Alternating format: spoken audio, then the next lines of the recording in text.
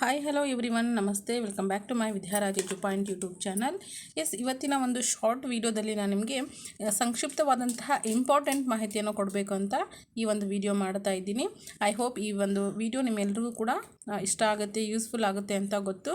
So ಎಲ್ಲರೂ ಕೂಡ ಈ ಒಂದು ವಿಡಿಯೋಗೆ ಲೈಕನ್ನು ಕೊಡಿ, ಹಾಗೆ ನಿಮ್ಮ ಫ್ರೆಂಡ್ಸ್ಗೂ ಕೂಡ ಇದನ್ನು ಶೇರ್ ಮಾಡಿರಿ. ಯಾರೆಲ್ಲ ಇನ್ನೂ ಸಬ್ಸ್ಕ್ರೈಬ್ ಮಾಡ್ಕೊಂಡಿಲ್ಲ ಖಂಡಿತ ಸಬ್ಸ್ಕ್ರೈಬ್ ಮಾಡಿಕೊಡ್ರಿ ಅಂತ ಹೇಳ್ತಾ ನಾನು ಇವತ್ತಿನ ಈ ಒಂದು ವಿಡಿಯೋದಲ್ಲಿ ಅಥವಾ ಈ ಒಂದು ಕ್ಲಾಸಲ್ಲಿ ಪಾಣಿಪತ್ ಯುದ್ಧಗಳ ಬಗ್ಗೆ ತಿಳಿಸ್ಕೊಡ್ತಾ ಇದ್ದೀನಿ. ಸೊ ಪಾಣಿಪತ್ ಯುದ್ಧದ ಬಗ್ಗೆ ಸಾಕಷ್ಟು ಕ್ವಶನ್ಸ್ಗಳು ಬರ್ತಾ ಇರೋದನ್ನು ನೀವು ಗಮನಿಸಿರಬಹುದು.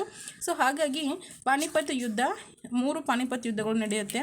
ಸೊ ಯಾವ್ಯಾವ ಯುದ್ಧ ಯಾರ್ಯಾರ ಮಧ್ಯೆ ನಡೆಯುತ್ತೆ, ಯಾವಾಗ ನಡೆಯುತ್ತೆ ಅಂತಕ್ಕಂಥದ್ದು ಇಂಪಾರ್ಟೆಂಟ್ ಆಗಿರುತ್ತೆ. ಸೊ ಹಾಗಾಗಿ ಶಾರ್ಟಾಗಿ ನಿಮಗೆ ತಿಳಿಸ್ಬೇಕು ಅನ್ನೋದಕ್ಕೋಸ್ಕರ ಈ ಒಂದು video. First of all Panipat ಯುದ್ಧಗಳು ಅಂತಕ್ಕಂಥದ್ದು, ಸೊ ಅದರಲ್ಲಿ ಮೊದಲ ಪಾಣಿಪತ್ ಯುದ್ಧ ಅಂತ ಬರುತ್ತೆ ಅಥವಾ ಮೊದಲನೇ ಪಾಣಿಪತ್ ಕದನ ಅಂತಕ್ಕಂಥದ್ದು. ಈ ಒಂದು ಕದನ ಬಂದು 1526ರಲ್ಲಿ ನಡೆಯುತ್ತೆ.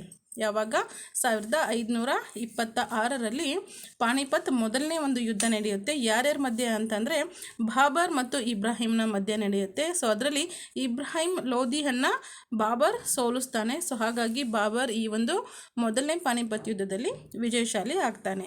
ಓಕೆ, ಕ್ಲಿಯರ್ ಆಯ್ತಲ್ವಾ?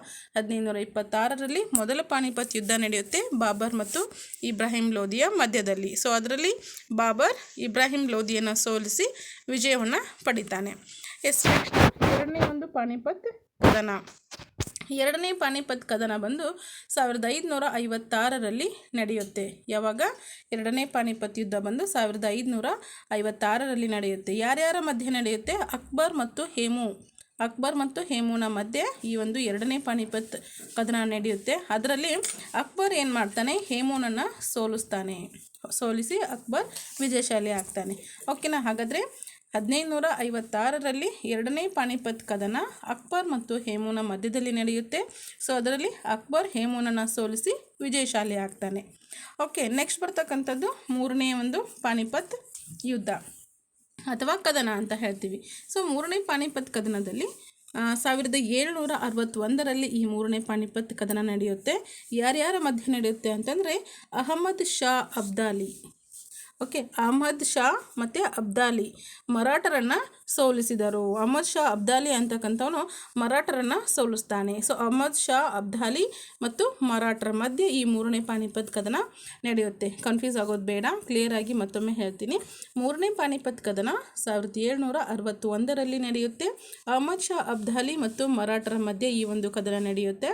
ಅದರಲ್ಲಿ ಅಹಮದ್ ಶಾ ಅಬ್ದಾಲಿ ಏನು ಮಾಡ್ತಾನೆ? ಮರಾಠರನ್ನು ಸೋಲಿಸಿ ವಿಜಯಶಾಲಿ ಆಗ್ತಾನೆ. ಸೊ ಈ ಒಂದು ಕ್ಲಾಸಲ್ಲಿ ನಿಮಗೆ 3 ಪಾಣಿಪತ್ ಕದನಗಳು ಕ್ಲಿಯರ್ ಆಯಿತು ಅಂತ ಅನ್ಕೊತೀನಿ. ಫಸ್ಟ್ ಸ್ವಲ್ಪ ರಿವಿಷನ್ ನೋಡ್ಕೊಂಡ್ಬಿಟ್ರಿ. ಮೊದಲ ಪಾಣಿಪತ್ ಕದನ 1526ರಲ್ಲಿ ಇಬ್ರಾಹಿಂ ಮತ್ತು ಲೋಧಿ ಮಧ್ಯೆ ನಡೆಯುತ್ತೆ. ಬಾಬರ್ ಮತ್ತು ಇಬ್ರಾಹಿಂ ಲೋಧಿ ಮಧ್ಯೆ ನಡೆಯುತ್ತೆ. ಸೊ ಬಾಬರ್ ವಿಜಯಶಾಲಿ ಆಗ್ತಾನೆ. ಎರಡನೇ ಪಾಣಿಪತ್ ಕದನದಲ್ಲಿ 1556ರಲ್ಲಿ ಎರಡನೇ ಪಾಣಿಪತ್ ಕದನ ನಡೆದರೆ ಅಕ್ಬರ್ ಮತ್ತು ಹೇಮುನ ಮಧ್ಯೆ ನಡೆಯುತ್ತೆ. ಸೊ ಅಕ್ಬರ್ ಇಲ್ಲಿ ವಿಜಯಶಾಲಿ ಆಗ್ತಾನೆ. ಥರ್ಡ್ ಒನ್ ಬರ್ತಕ್ಕಂಥದ್ದು ಮೂರನೇ ಪಾಣಿಪತ್ ಕದನ 1761ರಲ್ಲಿ ಈ ಕದನ ನಡೆಯುತ್ತೆ. ಸೊ ಇದರಲ್ಲಿ ಅಹಮದ್ ಶಾ ಅಬ್ದಾಲಿ ಮತ್ತು ಮರಾಠರ ಮಧ್ಯೆ ಈ ಯುದ್ಧ ನಡೆಯುತ್ತೆ. ಅದರಲ್ಲಿ ಅಹಮದ್ ಶಾ ಅಬ್ದಾಲಿ ಮರಾಠರನ್ನ ಸೋಲಿಸಿ ವಿಜಯಶಾಲಿ ಆಗ್ತಾನೆ. So thank you so much for everyone. ಈ ಒಂದು ಕ್ಲಾಸ್ ಯೂಸ್ಫುಲ್ ಆಗಿದೆ ಅಂತ ಅನ್ಕೊತೀನಿ. ಲೈಕ್, ಶೇರ್ ಆ್ಯಂಡ್ ಸಬ್ಸ್ಕ್ರೈಬ್ ಮಾಡಿದ್ದೇನೆ ಮಾಡಿರಿ. Thank you so much. ಮತ್ತೊಂದು ಇದೇ ರೀತಿ ಉಪಯುಕ್ತ ಮಾಹಿತಿಯೊಂದಿಗೆ ಅಥವಾ ನೆಕ್ಸ್ಟ್ ವಿಡಿಯೋ ಒಂದಿಗೆ ಸಿಗ್ತೀನಿ. Thank you so much.